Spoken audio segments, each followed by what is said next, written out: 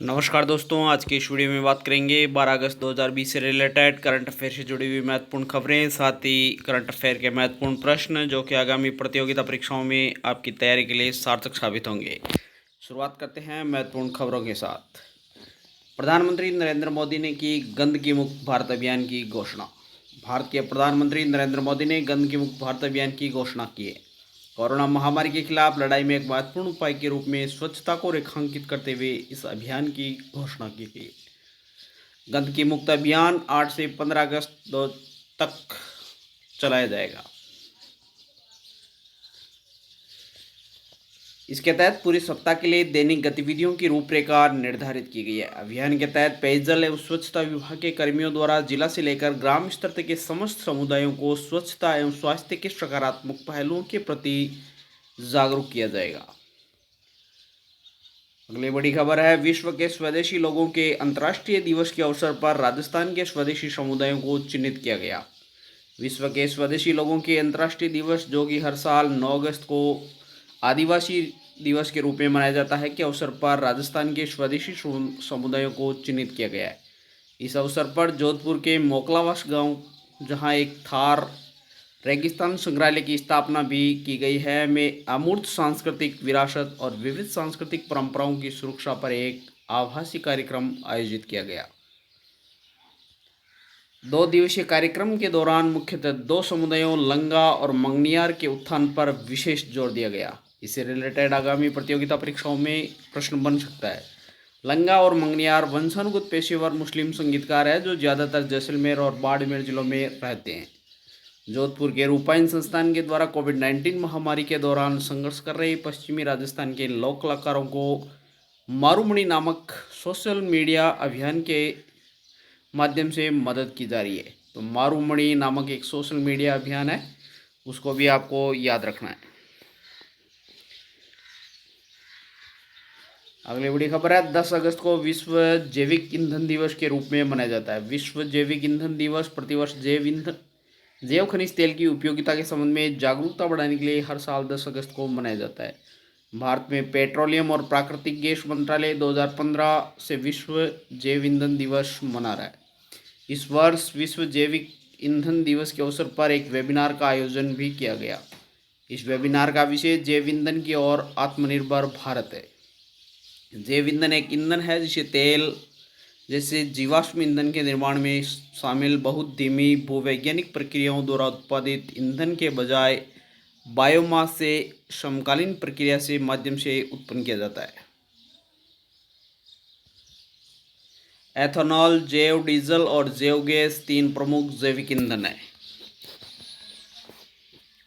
अगली खबर है, ईपीएफओ ने उमंग ऐप के द्वारा बिना किसी बाधा के निरंतर सेवा सुनिश्चित की है। कर्मचारी भविष्य निधि संगठन ने कोविड-19 महामारी के दौरान उमंग ऐप के द्वारा बिना किसी बाधा के निरंतर सेवा सुनिश्चित की है। वर्तमान में कोई भी पीएफ सदस्य उमंग ऐप का उपयोग करके अपने मोबाइल फ़ोन पर ईपीएफओ की 16 विभिन्न सेवाएं प्राप्त कर सकता है। ये सेवाएं पाने के लिए एक सक्रिय सार्वभौमिक खाता संख्या ईपीएफओ में पंजीकृत मोबाइल रहना आवश्यक है। क्या है ये उमंग ऐप? उमंग का पूर्ण रूप है unified mobile application for new age governance.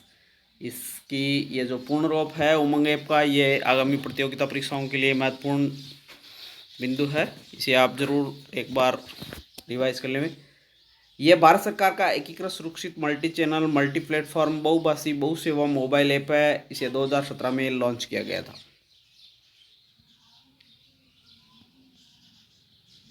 कर्मचारी भविष्य निधि संगठन ईपीएफओ यह केंद्रीय न्यासी बोर्ड की सहायता के लिए एक संगठन है। इसका 4 मार्च 1952 को स्थापित किया गया था। इसका मुख्यालय नई दिल्ली में स्थित है। ये थी करंट अफेयर से जुड़ी हुई महत्वपूर्ण खबरें। अब बात करते हैं करंट अफेयर के महत्वपूर्ण प्रश्नोत्तर की। पहला प्रश्न है, एमएसएमई सक्षम पोर्टल किसने लॉन्च किया है? तो सिडबी बैंक के द्वारा एमएसएमई सक्षम पोर्टल लॉन्च किया गया है। एमएसएमई सक्षम पोर्टल के जरिए छोटे कारोबारियों को मदद मिलेगी। एमएसएमई का पूर्ण रूप है micro small and medium enterprises, सूक्ष्म लघु मध्यम उद्यम। इसकी स्थापना वर्ष 2007 में हुई थी। मुख्यालय नई दिल्ली में। अगला है सिडबी का पूर्ण रूप है small industry development bank of India, भारतीय लघु उद्योग विकास बैंक। सिडबी की स्थापना 2 अप्रैल 1990 को हुई थी। मुख्यालय लखनऊ उत्तर प्रदेश में। सिडबी बैंक के सीईओ मोहम्मद मुस्तफ़ा है। अगला प्रश्न है, आरबीआई ने कोविड-19 से संबंधित तनावग्रस्त परिसंपत्तियों के लिए कौन सी समिति का गठन किया है? तो केवी कामत समिति का गठन आरबीआई के द्वारा किया गया है। आरबीआई का पूर्ण रूप है reserve bank of India. RBI की स्थापना 1 अप्रैल 1935 को हुई थी। आरबीआई का मुख्यालय मुंबई में है। आरबीआई के गवर्नर श्री शक्तिकांत दास है। अगला प्रश्न है, बीसीसीआई ने आईपीएल 13 के लिए किस कंपनी के साथ टाइटल स्पॉन्सरशिप समझौता रद्द कर दिया है? तो वीवो कंपनी के साथ वे स्पॉन्सरशिप समझौते को रद्द कर दिया है। अब इससे जुड़े हुए महत्वपूर्ण फैक्ट है, पतंजलि हो सकती है नई टाइटल स्पॉन्सर। आईपीएल के टाइटल स्पॉन्सर की रेस में बाबा रामदेव की कंपनी पतंजलि भी आ गई है, जो कि इसका फैसला 18 अगस्त तक नया स्पॉन्सर तय हो जाएगा। बीसीसीआई का पूर्ण रूप है board of control for cricket in India, भारतीय क्रिकेट नियंत्रण बोर्ड। बीसीसीआई की स्थापना वर्ष 1928 में हुई थी। बीसीसीआई का मुख्यालय मुंबई में। बीसीसीआई के वर्तमान अध्यक्ष सौरभ गांगुली है। पुरुष क्रिकेट टीम के कोच रवि शास्त्री है।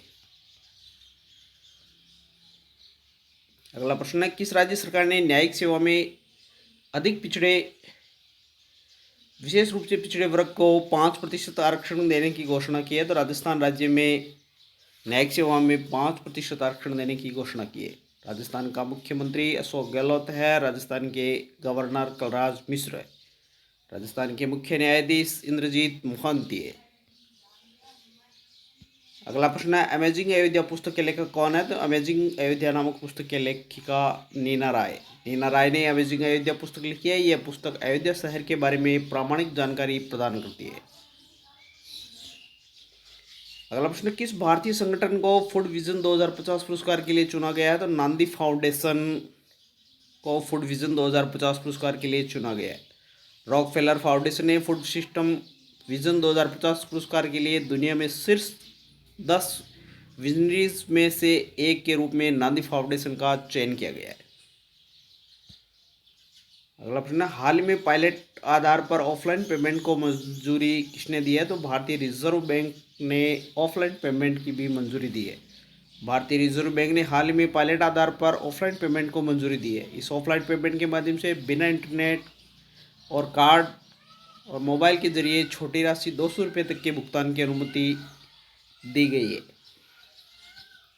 अगला प्रश्न है, बिहार राज्य की किस योजना को G20 सम्मेलन में प्रस्तुतिकरण किए जाने की घोषणा की गई है? तो जल निश्चय योजना को G20 सम्मेलन में प्रस्तुतिकरण किए जाने की घोषणा की गई है। भारत के बिहार राज्य की हर घर नल का जल निश्चय योजना को G20 सम्मेलन में प्रस्तुतिकरण किए जाने की घोषणा की गई है।